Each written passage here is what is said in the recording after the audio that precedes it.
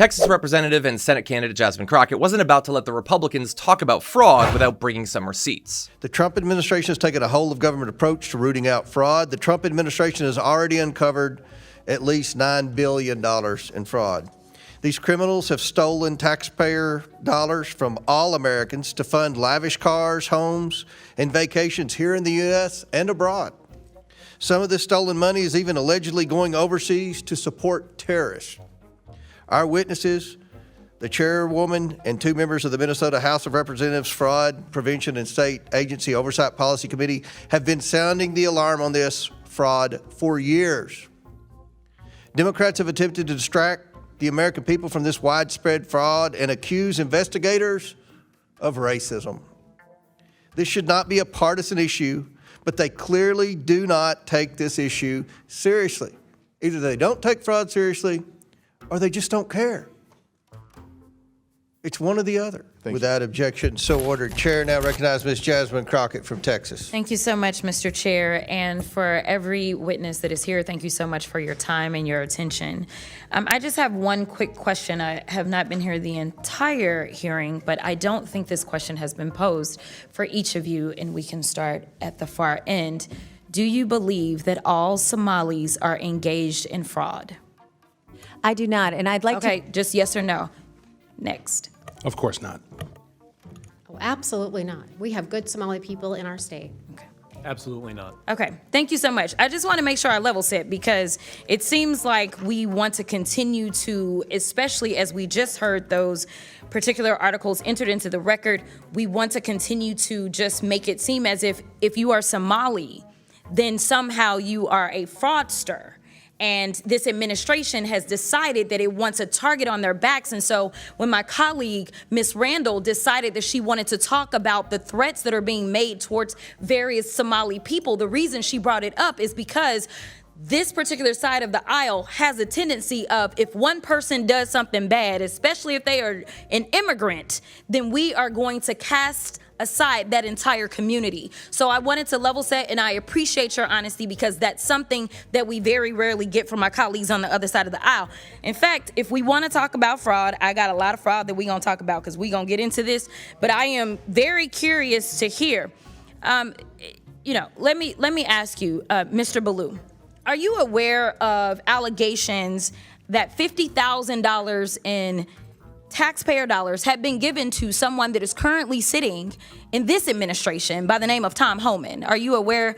Okay, that's a yes. I am. Okay. And last I checked, and correct me if I'm wrong if you have different information, but he was given that $50,000 in exchange for being able to provide contracts and kickbacks to people as soon as Trump was going to get into office. The DOJ was actually investigating this, but as soon as Trump got into office, last I checked, he actually said, go ahead and throw away that case. So it was a Department of Justice investigation, and he accepted the money from an undercover FBI agent in cash. Are you aware as to whether or not we ever got that $50,000 back? I'm not. Oh, okay. Are you aware as to whether or not this committee has decided to investigate that? I'm not. Are you aware as to whether or not any committee in Congress has decided to investigate the fact that we know that he took $50,000 from an undercover officer, and yet we still don't have that money, nor does he have any charges? I'm not. Oh, okay. All right. So let's get into it.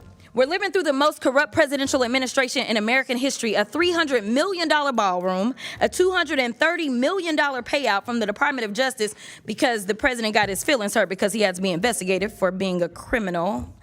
Hundreds of thousands of taxpayer dollars spent at Trump-owned properties around the country, Trump-branded wine being sold at the Coast Guard exchanges, American taxpayer dollars being spent on DHS propaganda ads on Truth Social, awarding federal contracts to corporations in exchange for campaign contributions.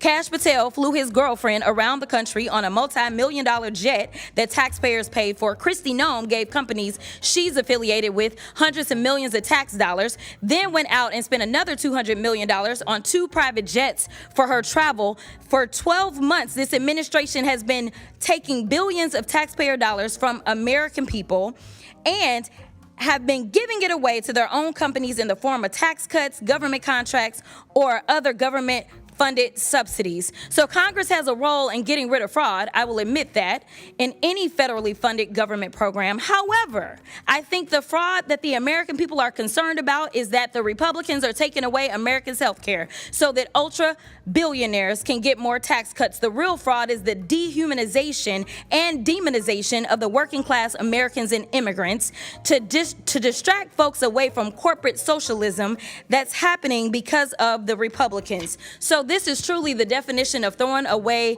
the baby with the bathwater.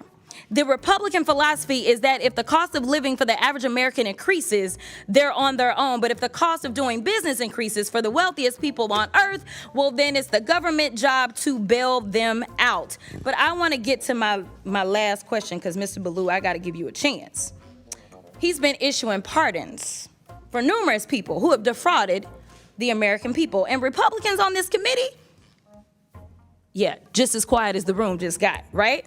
So, Mr. Ballou, talk to me about how the Trump administration has welcomed fraud across government by purging DOJ attorneys and shuttering ethics office across the federal government.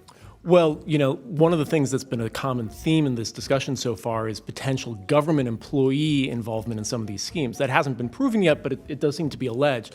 The concern that I have is the office that would prosecute that in the Department of Justice, the Public Integrity Section, has been largely defunded and decimated. Thank you so much. And my time has expired, but I do have some UCs, Mr. Chairman. You want to do them now? I do. Okay. The first one is from Truth Out. Trump grants clemency to executive who led $205 million Medicare fraud scheme. Without objection, it's ordered. The next one is Trump commutes sentence of Dr. Solomon Melgen, eye doctor, found guilty of Medicare fraud. Without objection, it's ordered. The next one, healthcare fraudster Philip Esfermaze is latest Trump clemency recipient to be arrested. He defrauded more than $1 billion from Medicare. Without objection, it's ordered. Trump pardons nursing home owner and supporter convicted of $7 million in tax evasion. Without objection, it's ordered. Trump and pardons, we'll want all that stuff to put in the record. So, I will. I got you.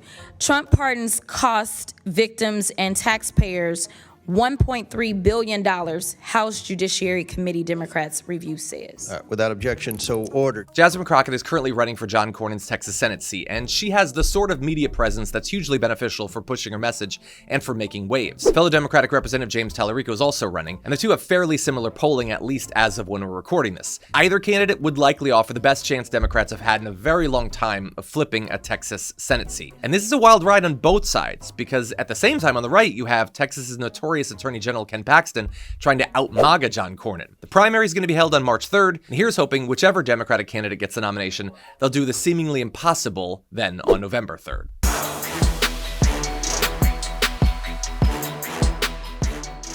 If you enjoyed that, then make sure that you never miss another video by subscribing. And if you want a little more, consider hitting the join button and becoming a member. So you're probably wondering, why would I do that? Well, when you do that, you get access to bonus content that I make every single week, and it's a lot of fun. You get custom emojis and more.